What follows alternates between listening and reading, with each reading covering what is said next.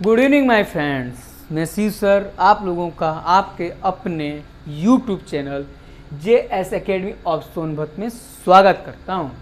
जैसा कि आप लोगों को पता है कि इस समय हम लोग एक्सिएंट हिस्ट्री यानी प्राचीन इतिहास पढ़ रहे हैं, जिसमें हम लोगों ने लेक्चर 5 तक कंप्लीट किया है और आगे ही निरंतर मैं आप लोगों को इसी तरीके से लेक्चर्स प्रोवाइड करवाता रहूँगा। लेकिन आज हम लोग हिस्ट्री नहीं पढ़ेंगे, क्योंकि आप लोगों को पता है कि आपके कम्पिटिटिव एग्जाम में GS आता है और GS केवल हिस्ट्री से नहीं पूरा होता। GS में हम लोग हिस्ट्री, उसके बाद जियोग्राफी, उसके बाद पॉलिटी, उसके बाद इकोनॉमिक्स और उसके बाद साइंस, और साइंस में भी केमिस्ट्री, फिजिक्स और बायो, ये 3 चीज़ पढ़ते हैं। यानी टोटल 8 सब्जेक्ट्स जो होते हैं, इनको मिला के GS बनता है, ठीक ना। तो जो GS बनता है 8 सब्जेक्ट्स को मिला के, कौन था यार? चौबे जी, कोई इतना काम कर रहे हैं? तो 8 सब्जेक्ट्स मिलके होते हैं। ओके, तो चलिए आज मैं सोच रहा हूँ आप लोगों को कि साइंस पढ़ाता हूँ, और साइंस में हम लोग बायोलॉजी यानी जीव विज्ञान पढ़ते हैं। ओके, और जीव विज्ञान, आइए थोड़ा सा इसको स्टार्ट करते हैं, तब ज़्यादा आप लोगों का समय न लेते हुए। तो साइंस यानी विज्ञान, इसमें हम लोग 2 चीज़ों का अध्ययन करते हैं। एक होता है लिविंग, यानी 2 चीज़ों की स्टडी करते हैं। एक होता है लिविंग थिंग्स, यानी सजीव चीज़ों का अध्ययन करते हैं, और एक होता है नॉन लिविंग, यानी निर्जीवों का अध्ययन करते हैं। ठीक, निर्जीवों का। तो जो स्टडी ऑफ लिविंग होती है, स्टडी ऑफ लिविंग यानी जो सजीवों का अध्ययन होता है, इस अध्ययन को ही हम लोग बायोलॉजी के नाम से जानते हैं। यानी study of living is called biology ना। तो यानी जो स्टडी होती है किसकी, लिविंग की, उसको हम लोग किसके नाम से जानते हैं? उसको हम लोग बायोलॉजी के नाम से जानते हैं, बायोलॉजी के नाम से जानते हैं, बायोलॉजी के नाम से। और उसके बाद जो नॉन लिविंग का यानी निर्जीवों का जो अध्ययन होता है, इसको हम लोग किस नाम से जानते हैं? तो इसका जो स्टडी होता है, स्टडी, इसको हम लोग फिजिक्स और केमिस्ट्री के नाम से जानते हैं। यानी इससे एक चीज़ पता चल रहा है कि जो लिविंग स्टडी है, ये जो लिविंग स्टडी है, इस लिविंग स्टडी में हम लोग बायोलॉजी पढ़ते हैं और नॉन लिविंग में हम लोग फिजिक्स और केमिस्ट्री पढ़ते हैं। ठीक, तो यानी अगर हम लोग साइंस पढ़ने चल रहे हैं और साइंस में बायोलॉजी पढ़ने चल रहे हैं, तो बायोलॉजी में हम लोग क्या पढ़ेंगे वास्तव में? तो हम लोग बायोलॉजी में लिविंग थिंग्स के बारे में पढ़ेंगे। ठीक, आई होप सो आप लोगों को ये चीज़ समझ में आई होगी। ठीक, यहाँ से क्वेश्चन आप लोगों से मेरा है, ये क्वेश्चन बनता भी एग्जाम में, इसलिए मैंने स्टार बना दिया कि small unit of living, small unit of living यानी सजीवों की सबसे छोटी इकाई कौन सी होती है? तो सजीवों की सबसे छोटी इकाई आप लोगों का सेल होता है, यानी कोशिका होती है। ठीक, कोशिका होती है। उसी तरीके से यहाँ पर भी पूछता है, यहाँ भी मैंने स्टार बना दिया। स्टार में जहाँ बना रहा हूँ इसका मतलब क्वेश्चंस हैं, ठीक ना। Small unit of non living यानी आप लोगों का निर्जीव की सबसे छोटी इकाई क्या होती है? तो निर्जीवों की सबसे छोटी इकाई आपका होता है एटम, यानी परमाणु। ठीक, एटम होता है यानी परमाणु होता है। तो आज के बाद कभी भी कोई भी आप लोगों से पूछेगा कि स्मॉल यूनिट ऑफ लिविंग, तो आप सेल बताओगे, और कोई पूछेगा कि small unit of non living, तो आप एटम बताओगे, यानी परमाणु बताओगे। चलिए आगे बढ़ते हैं और हम लोग हेडिंग बनाते हैं बायोलॉजी। ठीक, अच्छा, जो ये बायोलॉजी शब्द है, जो जीव विज्ञान शब्द है, ये 2 शब्दों से मिलके बना है। ठीक, एक होता है बायो और एक होता है logy. Logy is a root word. ठीक, और ये इसका मतलब क्या होता है? लॉजी का जो मीनिंग होता है, यानी वास्तविक जो इसका अर्थ होता है, ये होता है स्टडी। और मैंने बोला कि एक रूट वर्ड है, यानी अब किसी भी आपके वर्ड के आगे के पीछे अगर लॉजी शब्द लग जाए तो आप समझ जाइए अध्ययन है, जैसे कि जूलॉजी, कोस्मोलॉजी, ठीक, ओस्नोलॉजी, जिमोर्फोलॉजी, भूगर्भ विज्ञान, ये सब करके, यानी logy is a root word और इसका जो मीनिंग होता है वो होता है अध्ययन, ठीक। और जो बायो है, बायो का जो मीनिंग होता है वो होता है आप लोगों का लाइफ यानी जीवन, ठीक। यानी एक तरीके से अगर हम बायोलॉजी का डेफिनेशन बनाना चाहें तो क्या बनेगा इसका डेफिनेशन? बनेगा study of life is called biology, यानी जीवन का अध्ययन ही जीव विज्ञान कहलाता है। यानी study of life is called biology. Hindi में जीवन का अध्ययन ही जीव विज्ञान कहलाता है। ओके, आगे बढ़ते हैं और हम लोग देखते हैं, और एक क्वेश्चन और पूछता है यहाँ से, आप लोग देख लीजिए। हिंदी में मैंने बोल दिया है, हिंदी में जिसको लिखना वो लिख लेगा। आप लोगों से एक क्वेश्चन और बढ़ता है, मैंने स्टार बनाने क्वेश्चन ये बना है, फादर ऑफ बायोलॉजी, यानी जीव विज्ञान के पिता किसको कहा जाता है? तो आप लोगों को अगर पता हो तो कमेंट बॉक्स में ज़रूर लिखिएगा, ठीक ना। हम बता देते हैं, जीव विज्ञान के पिता किसको बोला जाता है? तो एरिस्टोटल को बोला जाता है। किनको बोला जाता है? एरिस्टोटल, यानी इन्हीं को हम लोग हिंदी में अरस्तु बोलते हैं, ठीक, एरिस्टोटल। उसके बाद आप लोग जब और डीप में इसका अध्ययन करेंगे तो बायोलॉजी को 2 ब्रांचों में बांटा जाता है, यानी डिवाइडेड बाय 2 ब्रांचेस ना, इसके 2 ब्रांच हैं, ठीक। यानी ब्रांच ऑफ बायोलॉजी, इसको तो कितने इसके ब्रांच होते हैं? 2 होते हैं, ठीक ना, first fall and second fall. जो फर्स्ट होता है वो आपका होता है जूलॉजी, और जो दूसरा होता है वो होता है बॉटनी ना, बॉटनी। हिंदी में जूलॉजी को जंतु विज्ञान बोलते हैं और इसको वनस्पति विज्ञान बोलते हैं, ठीक, वनस्पति विज्ञान। तो इससे एक चीज़ पता चला कि जो बायोलॉजी हम लोग पढ़ेंगे उसमें हम लोग 2 ब्रांचेस, 2 शाखाओं के बारे में पढ़ेंगे। पहले तो बायोलॉजी सारे सजीवों के बारे में पढ़ेंगे। ये सजीवों को हम लोग 2 चीज़ों में बांट के पढ़ेंगे। किनमें? एक होगा जूलॉजी, जिसमें जंतु विज्ञान पढ़ेंगे, जिसमें सारे के सारे एनिमल्स के बारे में, मानव भी एक एनिमल है, मैं आगे लिखूंगा बताऊंगा, ठीक। और उसके बाद वनस्पति विज्ञान यानी पेड़ पौधों के बारे में पढ़ेंगे, कि पेड़ पौधे भी तो सजीव हैं। ये पता चल गया। अब देखिए, जो जूलॉजी होती है तो इसके फादर कौन है? मतलब father of zoology, father of zoology, तो इसके फादर होते हैं, इसके फादर वही होंगे जो आपके बायोलॉजी के हैं। यानी एक तरीके से कौन है? तो एरिस्टोटल हैं, यानी अरस्तु हैं, ठीक। चलिए, तो यानी अगर आपसे कोई पूछेगा फादर ऑफ बायोलॉजी या फादर ऑफ जूलॉजी तो हम लोग यही बताएंगे। अच्छा, मैं एक चीज़ बताऊं, इसमें किसका स्टडी देखिए। अब ये जो लॉजी शब्द मैंने बताया था, logy is a root word, और लॉजी किसी के भी आगे लगेगा तो उसका मतलब ही क्या होता है? स्टडी यानी अध्ययन, ठीक, स्टडी यानी अध्ययन होता है। और ये लगा किसके आगे है? जू के आगे लगा है, और जू का मतलब होता है क्या? एनिमल यानी जंतु। यानी एक तरीके से हम बोल सकते हैं कि study of animal is called zoology. यानी एक तरीके का जो जूलॉजी है ये किसका अध्ययन है? ये एनिमल्स का, यानी जानवरों का अध्ययन है। यानी एनिमल एनिमल स्टडी होती है इसमें, ठीक, एनिमल स्टडी होती है। थोड़ा सा इसको और करना है तो मैं इसको हटा देता हूँ, फिर इसको मैं बताऊँगा, ठीक।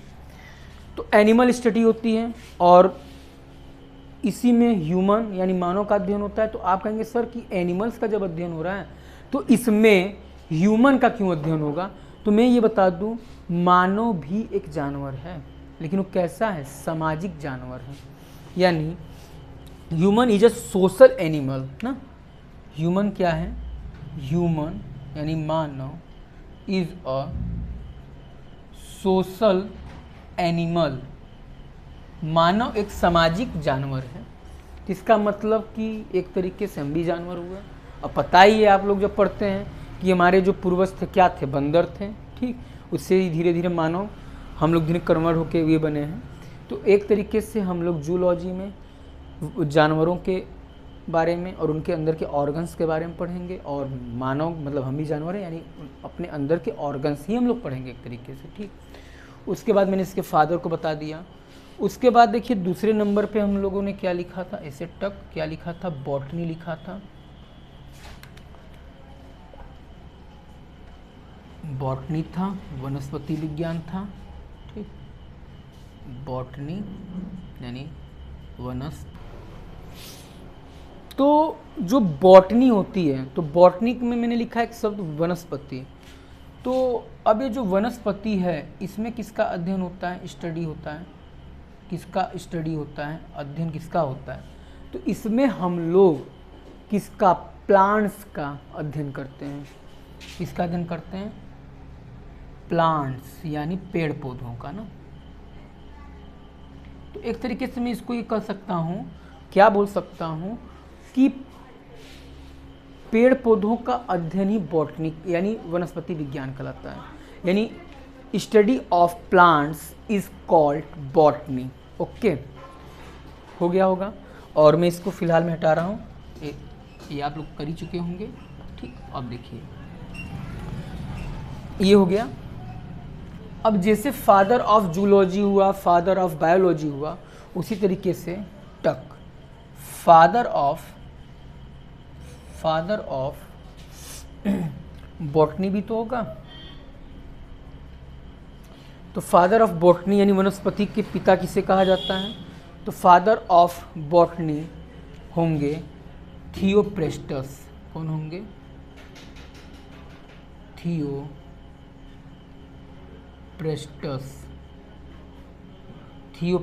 होंगे।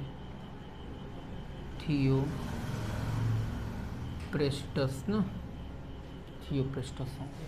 तो आप लोगों को पता चल गया कि क्या बायोलॉजी वास्तव में होता क्या है। बायोलॉजी में हम लोग लिविंग थिंग्स का अध्ययन करते हैं। बायोलॉजी के दो ब्रांचेस होते हैं। बायोलॉजी के फादर कौन है? उसके बाद जो दो ब्रांचेस हैं, फर्स्ट ब्रांच क्या था हम लोगों का? जूलॉजी था। सेकेंड ब्रांच क्या था हम लोगों का? बॉटनी था। तो फादर ऑफ जूलॉजी हम लोगों के एरिस्टोटल हुए और फादर ऑफ बॉटनी हमारे थियोप्रेस्टस हुए। यहाँ तक आप लोग कर चुके होंगे, ठीक है। मैं आप लोगों को टाइम दे रहा हूँ, आप लोग स्क्रीनशॉट्स ले लीजिए। उसके बाद इसके आगे हम लोग देखते हैं कि हम लोग क्या पढ़ेंगे। तो आप लोग उसको कर लिए होंगे, मैंने इसको हटा दिया है। चलिए अब हम लोग पहला मतलब कि किस बायोलॉजी में क्या पहले पढ़ते हैं। तो बायोलॉजी में मेरा फेवरेट है ब्लड एंड सर्कुलेटिंग सिस्टम, यानी रुधिर एवं परिसंचरण तंत्र ना। तो उसमें से हम लोग पहले पढ़ेंगे ब्लड यानी रुधिर, जिसको आप लोग खून कहते हैं, ठीक। रुधिर, इसके बारे में पढ़ेंगे। उसके बाद सर्कुलेटिंग सिस्टम के बारे में पढ़ेंगे। फिर दोनों को मिक्स करके पढ़ेंगे ब्लड एंड सर्कुलेटिंग सिस्टम, ठीक। तो जो ब्लड है, रुधिर है, ये क्या है? Blood is a connective tissue. रुधिर एक संयोजी ऊतक होता है। क्या होता है? तो हम लोग लिखेंगे blood is a connective tissue.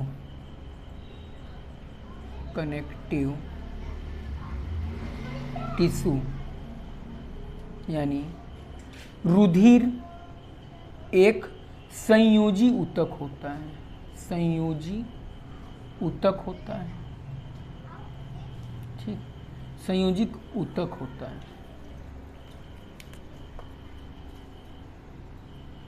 Okay, उसके बाद जो ब्लड है, अच्छा ये सब एक तरीके के क्वेश्चंस ही हैं, इसलिए मैं स्टार के रूप में इसको फॉर्मेट दे देता हूँ।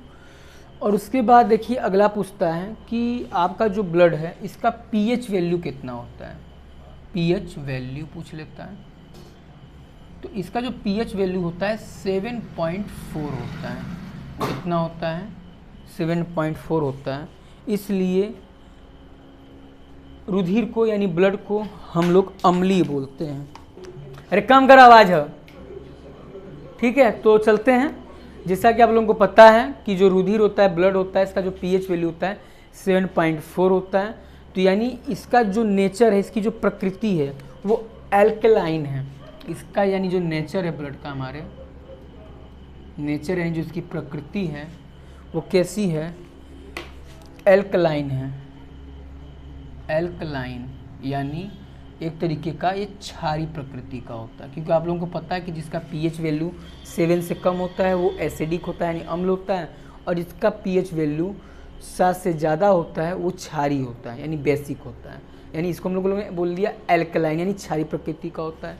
लेकिन साथ साथ ये भी जान जाइए इसका जो नेचर है ये नहीं है, एक प्रकार का इसका नेचर और देखने को मिलता है, और इसको हम लोग बोलते हैं स्लाइटली बेसिक भी होता है। ये क्या होता है? स्लाइटली बेसिक होता है ये, जिसको हम लोग बोलते हैं क्या कि ये अल्प भस्मी होता है। ठीक, ये वर्ड पूछ लेता है एग्जाम में। बच्चे तो एल्कलाइन क्षारीय पढ़े हुए, लेकिन ऑप्शन में एल्कलाइन नहीं आया, या ऑप्शन में आ गया alkaline slightly basic. Option A alkaline, option B slightly basic, option C both, A और बी दोनों, और डी बन गया नन ऑफ दिस, इनमें से कोई नहीं। तो उस केस में आपने एल्कलाइन पढ़ा हुआ तो आप एल्कलाइन भी टिक करके आएंगे। लेकिन देखने को तो मिल रहा है कि ये एल्कलाइन भी नेचर का है और सर स्लाइटली बेसिक भी, अम्ल भस्मी भी है। तो यानी आंसर सही क्या होगा? ऑप्शन सी सही होगा, यानी बोथ होगा। अच्छा, ये सर अम्ल भस्मी क्या होता है? तो कहा जाता है कि वो सारे के सारे जो क्षार, आल बेस यानी जो सारे के सारे क्षार जो पानी में स्लोब हो जाए यानी वाटर में घुल जाएं, वो सारे के सारे क्षार जो पानी में घुल जाएं उन्हीं को हम लोग भस्म कहते हैं। तो इसका मतलब ये इसका जो पीएच वैल्यू है 7.4 है, तो 7.4 होने की वजह से बहुत ज़्यादा क्षारी नहीं है। अच्छा, मान लीजिए कहीं ब्लड निकल रहा है, आपको कट लग गया, ब्लड निकल रहा है, तो आप कभी वाटर में उसको डालिए और उसको हिलाए, देखिएगा पानी में घुल जाता है ना, इसीलिए इसको हम लोग स्लाइटली बेसिक बोलते हैं। ओके, आगे बढ़ते हैं और देखते हैं कि इसका वॉल्यूम कितना होता है, यानी आयतन। वॉल्यूम यानी आयतन इसका कितना होता है? तो जो हमारा ब्लड होता है इसका वॉल्यूम यानी आयतन कितना होता है? 5 से 6 लीटर होता है। ठीक, तो इसका वॉल्यूम पूछ लेगा तो आप कितना बताएंगे? 5 to 6 लीटर। उसके बाद अगला जो क्वेश्चन यहाँ से बनता है वो बनता है कि इसका वेट क्या होता है, वजन क्या होता है? वेट यानी वजन इसका कितना होता है? तो जो इसका वजन है वो वजन होता है 7% of body weight. Body weight यानी शरीर के कुल भार का 7% हमारा ब्लड होता है। ओके, यानी मान लीजिए अगर आपका वेट 60 के कितना है, मान लेते हैं 60 kg है, तो आपका ब्लड कितना होगा? तो आप 60 kg है तो उसको ग्राम में बदल दीजिए, यानी 60,000 ग्राम हो जाएगा। फिर उसमें उसका आप 7% निकाल लीजिए। ठीक, ये हो गया। आगे बढ़ते हैं और हम लोग हेडिंग बनाते हैं क्या? अच्छा, आगे आप लोग इसको कर लीजिए, उसके बाद एक और हेडिंग बनाते हैं। ठीक, यहाँ तक आप लोग कर लीजिए, स्क्रीनशॉट ले लीजिए आप। हाँ, आपको कुछ टाइम नहीं, तो आई होप सो आप लोग इसका स्क्रीनशॉट ले चुके होंगे। चलिए इसको हम हटाते हैं। ठीक,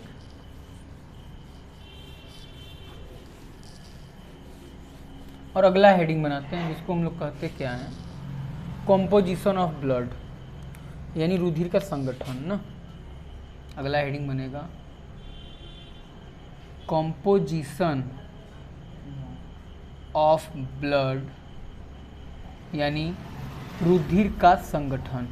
तो इसको हम लोग फर्दर 2 पार्ट्स में डिवाइड करते हैं। ठीक, कितने पार्ट्स में? 2 पार्ट्स में। एक होता है प्लाज्मा, क्या होता है? प्लाज्मा। और एक होता है सेल, जैसी को हम लोग बोलते हैं कॉर्पोसेल्स ना, हिंदी में। ये होता है प्लाज्मा और ये होता है कोशिका या कणिकाएं ना। तो इसको 2 भागों में, यानी जो ब्लड है ये ब्लड 2 चीज़ों से मिलके बना है। एक होता है प्लाज्मा और एक होता है कोशिका या कणिकाएं। इनमें दोनों में अंतर क्या होता है मैं आगे के वीडियो के माध्यम से आप लोगों को बताता रहूँगा। ओके,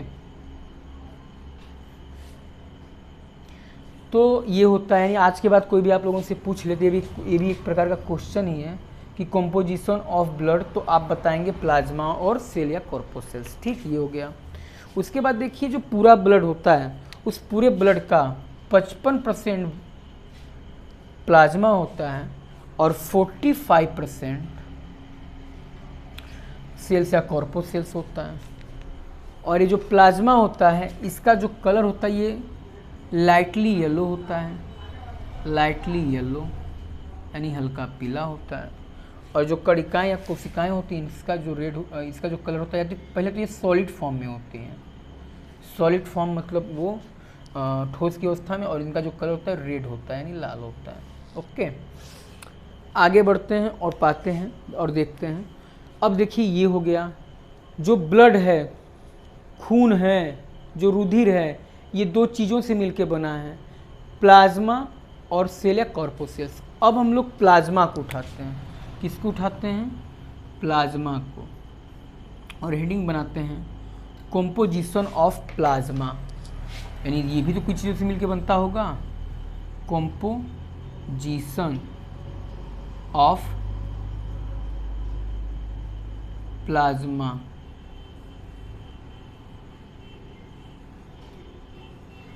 यानी प्लाज्मा के संगठन। और ये जो प्लाज्मा होता है ये 3 चीज़ों से मिलके बना होता है। आप लोग अभी तक सुनते आए होंगे कि 2 चीज़ों से, लेकिन नहीं, ये 3 चीज़ों से मिलके बनता है। ठीक, अब देखिए, अब हम ये जो कि 55% है, लेकिन अब जब इसका कंपोजिशन हम पढ़ रहे हैं यानी प्लाज्मा का, तो हम लोग इसको 100 मान के चल रहे हैं, 100%। अब 100% प्लाज्मा का कितना भाग किसका बना हुआ है? तो जो इसका 92% भाग होता है, 92% जो भाग होता है इसका, ये वाटर से मिलके बना होता है यानी पानी से। उसके बाद इसका जो 7% भाग होता है, कितना? 7% जो इसका भाग होता है ये बना होता है प्लाज्मा प्रोटीन से। किससे मिला होता है? प्लाज्मा प्रोटीन का बना होता है। ठीक, प्लाज्मा प्रोटीन। और कितना बचा? 92 और 7 यानी हो गया 99, बचा 1%। और ये जो 1% होता है, इस 1% में आपका क्या होता है? सॉल्ट होता है यानी नमक, और मिनरल्स होते हैं, मिनरल्स यानी खनिज। और इस मिनरल्स में भी कौन कौन सी चीज़ें होती हैं? तो सोडियम होता है। तो जो मिनरल्स हैं, तो मिनरल्स में कौन से मिनरल्स पाए जाते हैं? इधर करके बताता हूँ मैं। मिनरल्स में हम लोगों का पाया क्या जाता है? सोडियम पाया जाता है। ठीक, उसके बाद पोटेशियम पाया जाता है। ठीक, तो यानी एक तरीके से हमारा जो प्लाज्मा है ये किन किन चीज़ों से मिलके बना होता है? अच्छा देखिए, अकेले 92% इसमें क्या है? पानी है। तो ये लिक्विड फॉर्म में होता होगा कि सॉलिड फॉर्म में? जैसे मैंने यहाँ लिखा है ना, कणिकाएं या कोशिकाएं सॉलिड फॉर्म में होती हैं, लेकिन मैंने यहाँ पे नहीं लिखा है कि ये कैसे फॉर्म में होता है। तो जब आप देख रहे हो कि इसमें 92% पानीय है, तो इसका मतलब ये कैसे फॉर्म में होता होगा? तो लिक्विड फॉर्म में होता होगा यानी द्रव अवस्था में होता होगा। ठीक, और उसके बाद इसमें 7% प्लाज्मा प्रोटीन पाया जाता है। अच्छा, इसमें जो प्लाज्मा प्रोटीन पाया जाता है वो 4 प्रकार के प्लाज्मा प्रोटीन होते हैं, और इन 4 प्रकार के प्लाज्मा प्रोटीन को भी हम लोग देख लेते हैं। ठीक, यहाँ तक आप लोग कहिए, बस 1 मिनट। तो आई होप सो आप इसको कर चुके होंगे। तो जो प्लाज्मा प्रोटीन है ना, ये जो 7% प्लाज्मा में प्लाज्मा प्रोटीन पाया जाता है, ये प्लाज्मा प्रोटीन भी 4 प्रकार के होते हैं। तो आज हम लोग इस चीज़ को यहीं तक रहने देते हैं और आप लोगों को मैं एक वर्क दे रहा हूँ कि आप लोग, जो मैंने बोला कि प्लाज्मा प्रोटीन 4 प्रकार का होता है, उन चारों का नाम आप लोग पता करके कमेंट बॉक्स में करिए या तो पता करके अपने नोट्स में करिए। आगे चल के मैं आऊँगा, देखूँगा कि आप लोगों ने किया है कि नहीं, बाकी नहीं भी करेंगे तभी मैं इसको बताऊँगा। तो आज की वीडियो के माध्यम से मैं आप लोगों को इतना ही चीज़ प्रोवाइड करवा रहा हूँ। आगे दूसरे वीडियो में हम लोग अच्छे से प्लाज्मा प्रोटीन के 4 प्रकार देखेंगे। ठीक, उसके बाद हम लोग सेल या कॉर्पोसेल्स का भी कॉम्पोजिशन देखेंगे। काफ़ी अच्छे से हम लोग यहाँ पे ब्लड का अध्ययन करेंगे। जैसे प्लाज्मा प्रोटीन जो 4 प्रकार का होता है, एक होता है ग्लोबमीन होता है, उसके बाद एल्बोमीन होता है, ऐसे करके होते हैं। तो इन चारों को हम लोग कल अगले वीडियो के माध्यम से देखेंगे। तो थैंक्स माय फ्रेंड्स।